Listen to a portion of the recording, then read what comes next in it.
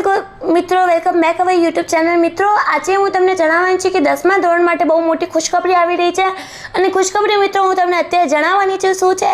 ખુશખબરી જોવા માટે સૌથી પહેલાં શું કરવું પડશે? ગૂગલ ઉપર જવાનું છે. ગૂગલ ઉપર સર્ચ કરવાનું છે સ્ટડી વિલેજ. મિત્રો, સ્ટડી વિલેજ આ હું તમને બતાવવાની જવાની છું કે ભાઈ જે 10મા ધોરણનો જે રિઝલ્ટ ડેટ છે એનાઉન્સ થઈ ગયું છે અને તે તમે કેવી રીતના ચેક કરશો. તો નોર્મલી ગૂગલ ઓપન કરીને ત્યાં સ્ટડી વિલેજ સર્ચ કરીને શું કરવાનું છે, આવી રીતના નીચેની ઓર તમારે સ્કોર કરવાનું છે.